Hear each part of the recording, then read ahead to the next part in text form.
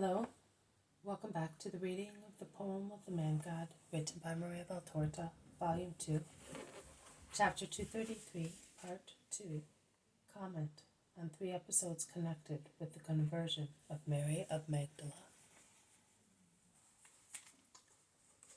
Jesus speaks. I did not say one word to Mary Magdalene. I looked at her for a moment, as if she were a statue. Then I left her. I went back to the living ones, whom I wanted to save. I treated her with seeming carelessness, as if she were dead, like or more than a lifeless sculptured piece of marble. But I did not utter a word or make a gesture that did not aim mainly at her poor soul, which I wanted to redeem. And the last words, I do not insult. Do not insult. Pray for sinners, nothing else. Like a garland of flowers, the ends of which are joined together are to be joined for the first words spoken upon the mountain.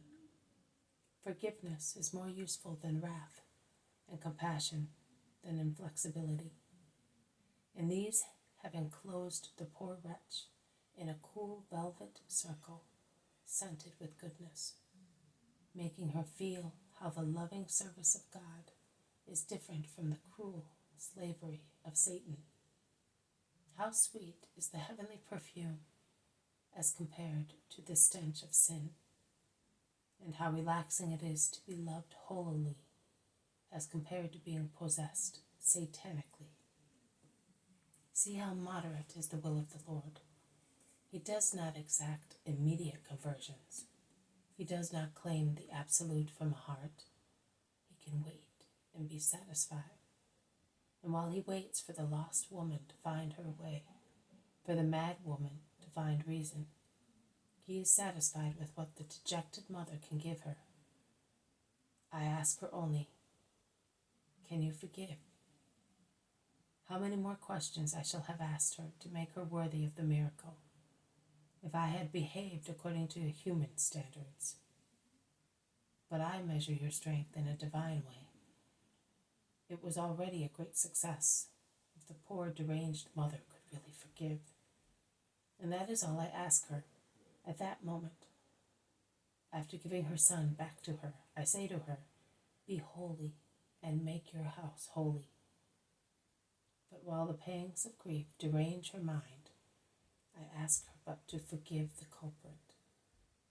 You must not exact everything from those who shortly before were in darkness. That mother was to come later to full light with her daughter-in-law and the children. For the time being, it was necessary to let the first dawning of light reach her eyes, blinded by tears, that is, forgiveness, the dawn of God's day. Of the people present, only one. I am not referring to Judas.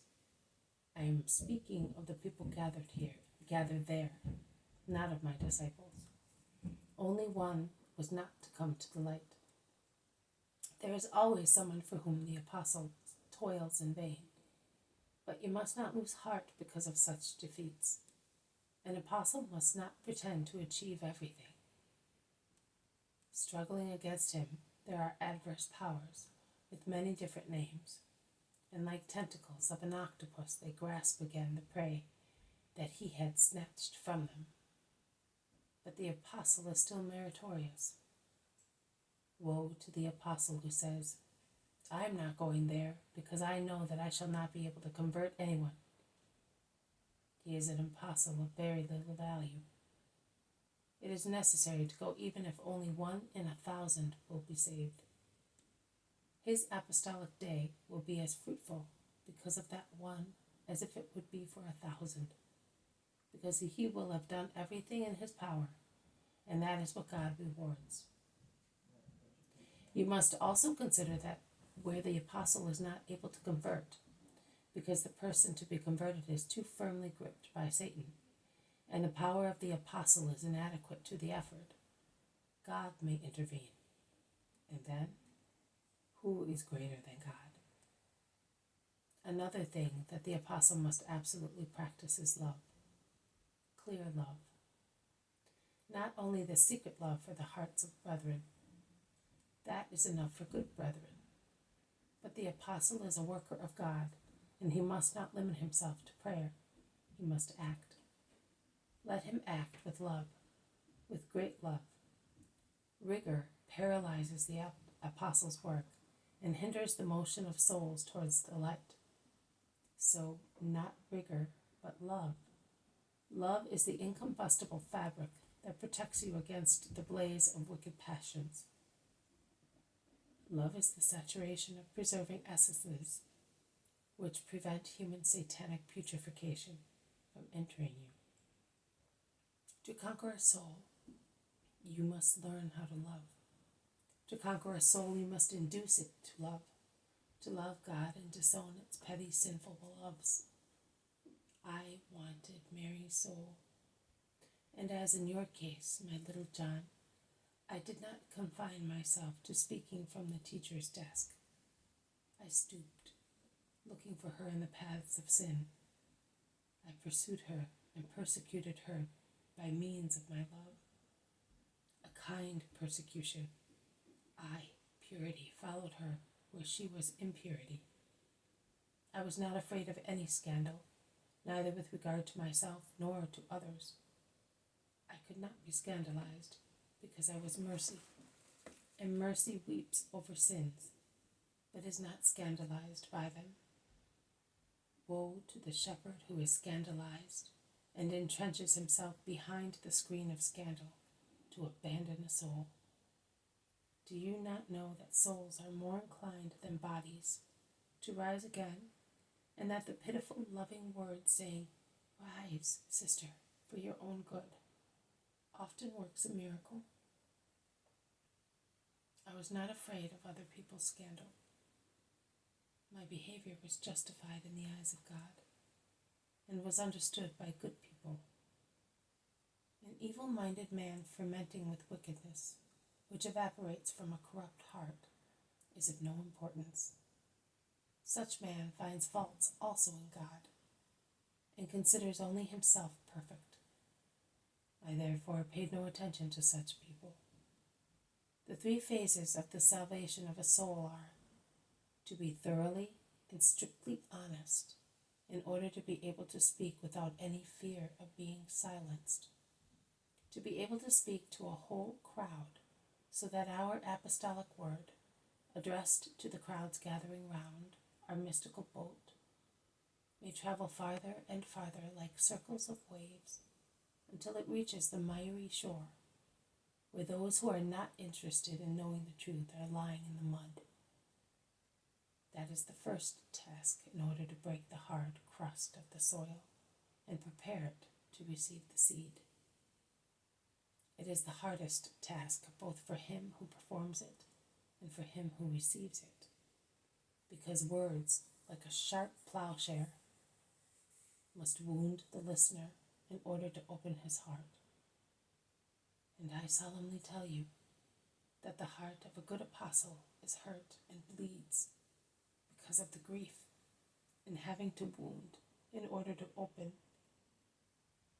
But that grief also is prolific.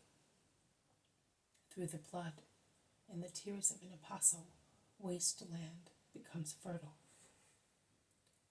The second quality: it is necessary to act also where one, less conscious of one's mission, would flee. The apostle must break his back in the effort to extirpate darnel, couch grass, and thorns in order to clear the soil and plow it, and then let the power of God and his bounty shine on it like the sun.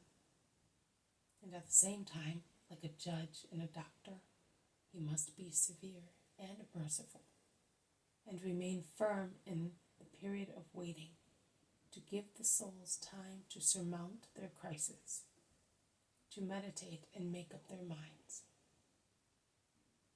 Third phase: as soon as a soul that has repented in silence dares to come shyly towards an apostle, weeping and thinking of its faults, fearing to be driven away, The apostle's heart must be greater than the sea, more gentle than a mother's heart, more loving than a bride's, and he must open it completely to allow waves of tenderness to flow from it.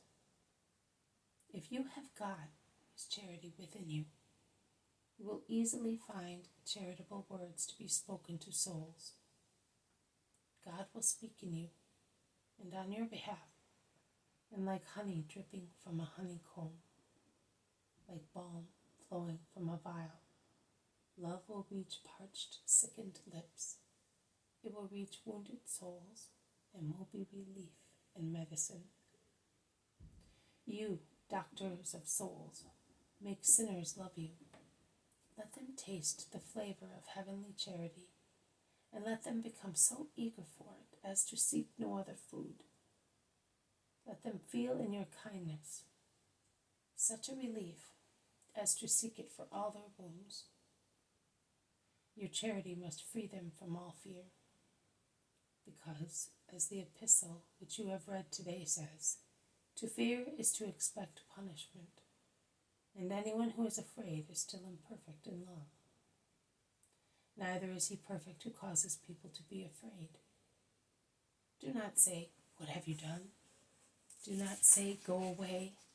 Do not say, "You cannot have relish for good love." Say instead, in my name, "Love, and I will forgive you." Say, "Come, Jesus, arms are open." Say, "Enjoy this angelical bread and this word, and forget the pitch of hell and Satan's sneers."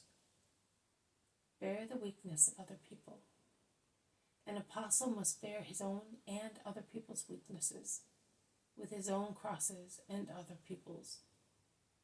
And while coming to me, laden with wounded sheep, encourage the poor stray souls, saying, "Everything is forgotten by now." Say, "Be not afraid of the Savior. He came from heaven for you, just for you. I am but a bridge to carry you to him, who is waiting for you on the other side of the river of penitential absolution, to lead you to his holy pastures, which begin here on the earth and continue in heaven, in everlasting, nutritious, delightful beauty." Here is the comment. "It is of little concern to you, sheep, faithful to the Good Shepherd. But if in you, little bride, it increases confidence in the Father, it will be greater light in his light as judge. And for many it will be no incentive to come to good, but it will be the penetrating and nourishing dew of which I have spoken, and which makes withered flowers stand upright again. Raise your heads. Heaven is high above. Go in peace, Mary. The Lord is with you." This has been a reading from the poem of the Man-God, written by Maryof Magdala, Volume 2, Chapter 233, Part 2, Comment on 3 episodes connected with the conversion of Maryof Magdala. Thank you for listening. I will see you tomorrow. May God bless you, and may peace be with you.